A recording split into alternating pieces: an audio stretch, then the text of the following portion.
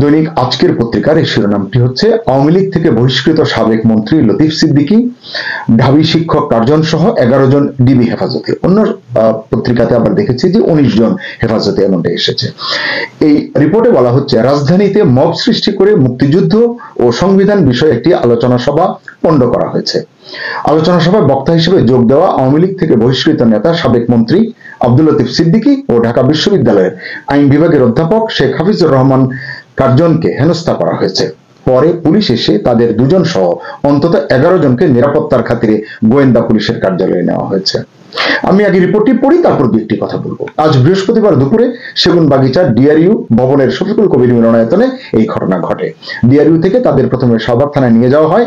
হেফাজতে নেওয়াদের মধ্যে আইনজীবী ও বিশ্ববিদ্যালয়ের আরো শিক্ষক থাকতে পারেন। এ প্রসঙ্গে পুলিশ জানিয়েছে যে এখান থেকে তাদের নিয়ে যাওয়া ছাড়া তাদের আর কোনো বিকল্প নাকি ছিল না। তাদের গ্রেপ্তার দেখানো হবে না ছেড়ে দেওয়া হবে সেটা ঊর্ধ্বতনেরা সিদ্ধান্ত নেবেন। এই ঊর্ধ্বতনেরা কারা সেটি তো আমরা পরে জানতে পারবো। পরে শাহবাগ থানার ওসি জানিয়েছেন আটকদের ডিবি হেফাজতে নেওয়া হয়েছে, মানে ঊর্ধ্বতনদের কৃপা হয়নি, তাদেরকে ডিবিতে নেওয়া হয়েছে। ডিআরইউর শফিকুল কবির মিলনায়তনে আমাদের মহান মুক্তিযুদ্ধ এবং বাংলাদেশের সংবিধান শীর্ষক গোলটেবিল বৈঠকের আয়োজন করে মঞ্চ 71 এই সংগঠনটি। এবং এখানে অনেকেরই যাওয়ার কথা ছিল, ডক্টর কামাল হোসেনের যাওয়ার কথা ছিল, তিনি যাননি, কেন যাননি জানি না। এবং জেদাই খান পান্না মুক্তিযোদ্ধা, তিনি এই মঞ্চ 71-এর উদ্যোক্তা, তিনিও আসেননি। কেন আসেননি? তিনি তো অসুস্থ, আমরা জানি, কোনো ব্যাখ্যা এখনো পাইনি যে কেন তিনি আসেননি। যাই হোক, আমি আলোচনার সময় প্রথমে বক্তব্য দেন ঢাকা বিশ্ববিদ্যালয়ের আইন বিভাগের অধ্যাপক শেখ হাফিজুর রহমান 4 জন। আপনারা জানেন টেলিভিশনের অত্যন্ত জনপ্রিয় মুখ তিনি বলেছেন, যেটি আজকের পত্রিকায় এসছে, আমরা দেখতে পাচ্ছি দেশের সংবিধানকে ছুঁড়ে ফেলার পায়তারা করা হচ্ছে। এর পেছনে রয়েছে জামাত শিবির ও জাতীয় নাগরিক পার্টি এনসিপি। অধ্যাপক ইউনূসের নেতৃত্বে তারা মুক্তিযোদ্ধাদের জুতার মালা পরাচ্ছে। এই কথাগুলো তো সত্য। এই ঘটনাগুলো তো আমরা দেখছি, গত 1 বছর জুড়ে তো আমরা এগুলো দেখতে পাচ্ছি। একেবারে 2-3 দিন আগেও আমরা দেখেছি বীর মুক্তিযোদ্ধা ফজলুর রহমানকে নিয়ে কি হয়েছে। মব সৃষ্টি করে, মবের নামে, মব সন্ত্রাসের নামে কি করা হচ্ছে, কারা করছে, কারা এর পৃষ্ঠপোষকতা দিচ্ছে, কেউ এটি নিয়ে কথা বলে না। দেশের সরকার আছে কি নেই এটি বোঝার কিন্তু উপায় নেই। মনে হয় এই দেশটা যেন মব সন্ত্রাসীরাই পরিচালনা করছে। অধ্যাপক কার্জনের বক্তব্য শেষ না হতেই একদল ব্যক্তি স্লোগান দিতে ডিআরইউ মিলনায়তনে ঢোকেন। তারা জুলাইয়ের হাতিয়ার গর্জি উঠুক আরেকবার, লীগ ধর, জেলে ভর, জুলাইয়ে যোদ্ধারা এক হও, লড়াই করো, এরকম নানান ধরনের স্লোগান দিতে থাকে। আমি আপনাদেরকে আসলে একটা ছোট ক্লিপ দেখাতে চাই। এটা আপনারা হয়তো দেখেছেন, কারণ এটা দেখেছেন। এই দেখুন,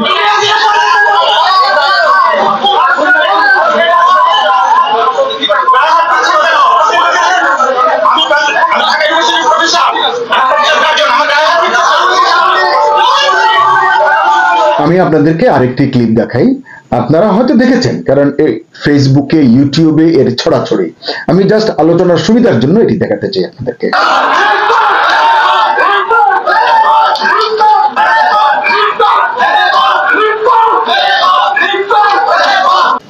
এরপর তাদের যখন নিয়ে যাওয়া হয়, পুলিশ আসে, পুলিশ এসে তাদেরকে নিয়ে যায়।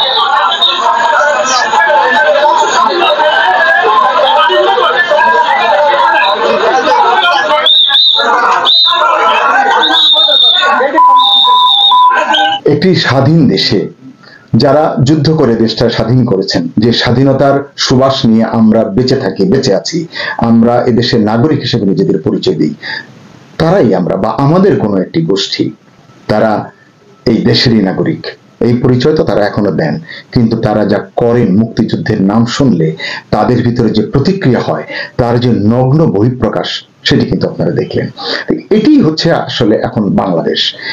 প্রফেসর মোহাম্মদ ইউনূস, তিনি যে রিসেট বাটন টেপার কথা বলেছিলেন, আসলে কেন যেন মনে হচ্ছে ধীরে ধীরে ক্রমশ তার সেই রিসেট বাটন দাঁত দেখাতে শুরু করেছে। তা না হলে একটি স্বাধীন দেশে যারা যুদ্ধ করে দেশটাকে স্বাধীন করেছেন, তাদেরকে এভাবে হেনস্থা করা হবে।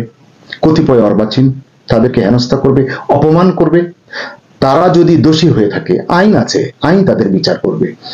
আইনের সাহায্য চাইতে পারা, এইভাবে কি তারা মব সৃষ্টি করে তাদেরকে হেনস্থা করতে পারে, তাদের জীবন বিপন্ন করতে পারে? কই, সরকারের কোনো ভূমিকা আমরা দেখতে পাই না, প্রশাসনের কোনো ভূমিকা আমরা দেখতে পাই না।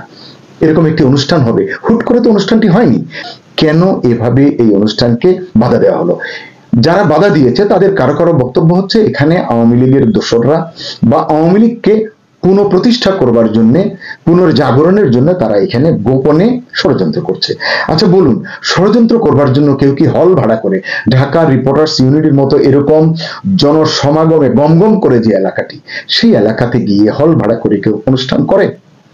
যাই হোক, তাদের হাতেই এখন ক্ষমতা এটি মনে হয়, কারণ তারা যা করে প্রশাসন চুপ করে থাকে, সরকার নীরব থাকে। অতএব তারা যা করছে এটিকেই তারা বাস্তবায়ন করতে পারছে, সফল হতে পারছে, এই কারণে এটি হচ্ছে। যাই হোক, জুলাই যোদ্ধা ব্যানারে গোলটেবিলের ভেন্যুতে যারা গিয়েছিলেন তাদের মধ্যে জামাতের স্থানীয় পর্যায়ের কর্মী ছিলেন, রিপোর্টে এসেছে। এবং বলা হচ্ছে আলোচনায় অংশগ্রহণকারীদের অবরুদ্ধ করে পুলিশের হাতে তুলে দেওয়ার কারণ জানতে চাইলে সাংবাদিকরা জানতে চেয়েছেন, বলেছেন জুলাই যোদ্ধা ব্যানারে থাকা আলামিন রাসেল গণমাধ্যমকে বলেছেন পতিত আওয়ামী লীগ, যুবলীগ ও নিষিদ্ধ ছাত্রলীগের নেতা কর্মীরা জড়ো হয়ে ষড়যন্ত্র করছে, যা আমরা হতে দিতে পারি না। কিন্তু আমরা ছাত্রলীগের কাউকে তো পাকড়াও করতে দেখলাম না। আমরা দেখলাম একজন বর্ষিয়ান রাজনীতিক, একজন বর্ষিয়ান নাগরিক আব্দুল লতিফ সিদ্দিকী, একজন বীর মুক্তিযোদ্ধা, তাকে হেনস্থা হতে দেখলাম। বিশ্ববিদ্যালয়ের একজন অধ্যাপক, আইনের অধ্যাপক ডক্টর হাফিজুর রহমান কার্জন, তাকে আমরা হেনস্থা হতে দেখলাম। তিনি বলছেন আমি ঢাকা বিশ্ববিদ্যালয়ের প্রফেসর, তার হাতে সংবিধানের বই, সংবিধান নিয়ে আলোচনা করতে গেছেন। সত্য কথাটা তিনি বলেছেন, এই জন্যই তার উপরে এইভাবে হামলে পড়তে হবে? এর নাম গণতন্ত্র, এর নাম আইনের শাসন, এর নাম সৎলোকের শাসন।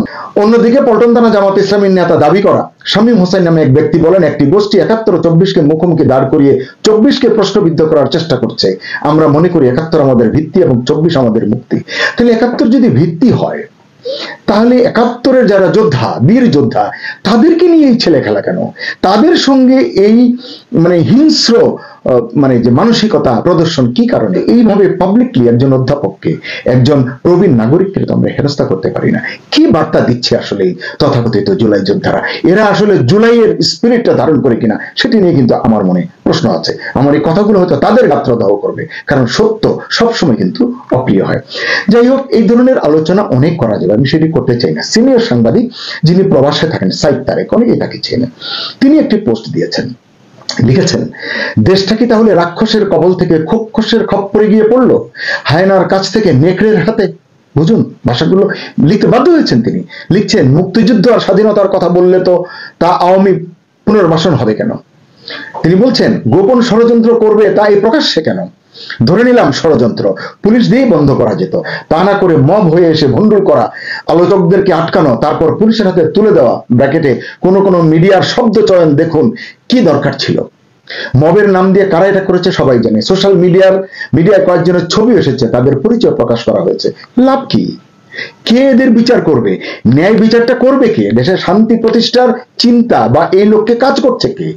রিসেট বাটন যে বললাম, রিসেট বাটন টিপে দেওয়া হয়েছে, প্রফেসর ইউনূস বলেছেন বিদেশে গিয়ে গণমাধ্যমে, সেটি এখন কার্যকর হচ্ছে। তখন আমরা যখন রিসেট বাটন নিয়ে কথা বলেছিলাম, শাক দিয়ে মাছ ঢাকার মতো অনেক কথা বলা হয়েছে, না আমি এটা বুঝাতে চাইনি, ওটা বুঝাতে চাইনি। আজকে যা হচ্ছে তাহলে এটি বুঝান, এটি কি কেন হচ্ছে আপনার শাসন আমলে? এর জবাব আপনি কিভাবে দেবেন? আপনি এটি মনে করবার কোনো কারণ নেই প্রফেসর মোহাম্মদ ইউনূস, আপনি এই অভিযোগ থেকে কোনোদিন দায় মুক্তি পাবেন। সাইদ তারেক লিখছেন শেখ হাসিনা মুক্তিযুদ্ধকে নিজ দলের পেটেন্ট বানিয়ে যে ভুল করেছিল, আজ একটা চিহ্নিত গোষ্ঠী জুলাই চেতনার নাম ভাঙিয়ে মুক্তিযুদ্ধ এবং স্বাধীনতার বিরুদ্ধে অবস্থান নিয়ে একই ভুল করছে। আমি এই কথাটি আসলে বলতে চাইছি, এই ভুল কেন তারা করছে, অতীত থেকে কেন আমরা শিক্ষা নিই না, এটি আমার বোধগম্য হয় না। তিনি বলছেন এদের এই বাড়াবাড়ি মুক্তিযুদ্ধ এবং স্বাধীনতার পক্ষের সকল শক্তিকে এক করে ফেলবে। যার ভয় তাদের ঘুম আসে না, দুজন তিনজন বসে কথা বললে যেখানে মনে করে আওয়ামী পুনর্বাসন হয়ে যাচ্ছে, আওয়ামী লীগকে পুনর্বাসিত করবার ষড়যন্ত্র হচ্ছে, যাদের এই টেনশনে যাদের দিন কাটে না, রাত কাটে না, তাদেরকেই তিনি বলছেন এই বাড়াবাড়ি মুক্তিযুদ্ধ এবং স্বাধীনতার পক্ষের সকল শক্তিকে এক করে ফেলবে। এর সুযোগ নেবে পতিত আওয়ামী লীগ। সুযোগ করে দিলে সুযোগ তো নেবেই, কে শূন্যস্থান খালি রাখে? সাইদ তারেক বলছেন বলিহারি প্রফেসর সাহেব, তিনি স্পষ্ট করে প্রফেসর ইউনূসকে বলছেন বলিহারি প্রফেসর সাহেব শান্তির জন্য নোবেল পেয়েছেন, এই গুন্ডামি রাশকারা দেওয়া তার মানায়? প্রফেসর ইউনূসের কি মানায়? বড় দুঃখে কথাটা বলতে হলো। দেশটাকে কোথায় নিয়ে চলেছেন একবার ভাবুন। এই প্রশ্নটি প্রফেসর ইউনূসকে তিনি করছেন। এখনো তো 5 মাস বাকি, নির্বাচনের যে ট্যাগলাইন তিনি বলছেন সেটি হিসাব করে তিনি বলছেন কাল যেটা হলো, আজকে যেটা হলো, এটা মব না, স্রেফ গুন্ডামি। এই গুন্ডাতন্ত্র থামাতে না পারলে ইউনিক নির্বাচন করাবেন কিভাবে? ইউনিক নির্বাচন তার প্রতিটি যে স্বপ্নের মতোই অলিক হয়ে যাচ্ছে আসলে। রুহিন হোসেন প্রিন্স সিপিবির সাধারণ সম্পাদক, তিনি কি বলেছেন? মহান মুক্তিযুদ্ধ বাংলাদেশের সংবিধান শীর্ষক আলোচনা সভা করা যাবে না, মব সৃষ্টি করে সভা বন্ধ করে দেওয়া হবে, মুক্তিযোদ্ধা শিক্ষক সাংবাদিককে গ্রেপ্তার করা হবে, মব সৃষ্টিকারীদের কিছু বলা হবে না। আরো অনেক কথা বলেছেন। এনায়েত কবির নামে একজন লিখেছেন, ঢাকা বিশ্ববিদ্যালয়ের শিক্ষক মেজবা কামাল এবং হাফিজুর রহমান কার্জনের গায়ে হাত দিয়েছে শিবির সন্ত্রাসীরা। সাংবাদিকদের নাকের ডগায় ঢাকা রিপোর্টার্স ইউনিটিতে মুক্তিযোদ্ধা সমাবেশে ঢুকে বহিরাগত জামাত শিবির সন্ত্রাসীরা অকথ্য গালিগালাজ করেছে। এরকম অনেক আছে, মানে ফেসবুক ভর্তি। আমি আর সেটি দেখাতে চাই না, কথা শেষ করতে চাই। যারা ক্ষমতায় আছেন, যারা দেশ পরিচালনা করছেন, বিনয়ের সঙ্গে বলবো, এখনো লাগাম টানুন। ওই যে বললাম, প্রফেসর মোহাম্মদ ইউনূস, আপনি যেখানেই থাকুন না কেন, দেশে থাকুন, বিদেশে থাকুন, অথবা পরপারে থাকুন, এই অপরাধবোধ, এই আজকে যা ঘটছে, এটি যদি আপনি রোধ না করেন, এর যদি প্রতিকার না করেন, এর জন্য কিন্তু পাই পাই করে এর প্রতিদান আপনাকে দিতে হবে। এটি কখনোই শুভ লক্ষণ হবে না, ভালো কিছু হবে না। আমরা চাই না। এখনো সময় আছে, আপনি প্রশাসনে আছেন, আপনার আইন শৃঙ্খলা রক্ষাকারী বাহিনীকে কাজে লাগান, বা যারা এইসব মত করছে যে জুলাই যোদ্ধারা, তারাই তো আপনার নিয়োগকর্তা, তাদেরকে ডাকুন, তাদেরকে বলুন, তোমরা এসব করে আমাকে আর ছোট করো না, আমাকে আর প্রশ্নের মুখে দাঁড় করিও না, আমাকে এভাবে মানুষের কাছে আর মাথা নত করে থাকতে দিও না। আসলে আর বেশি কিছু বলবার নেই। একজন নাগরিককেও আমরা সম্মান জানাতে জানি না, বয়স্ক নাগরিককেও সম্মান জানাতে জানি না। এই যে মব দেখলাম, এখানে অনেকের দাড়ি আছে, অনেকের বয়স হয়েছে, অনেকের চুল দাড়ি পেকেছে, তারা কি করে এই ধরনের অনাচারের সাক্ষী হন, অনাচারের সঙ্গী হন, অনাচারের অংশ হন? এটি আসলে আমার বিবেচনায়, আমার চিন্তায় আমি ধারণ করতে পারি না।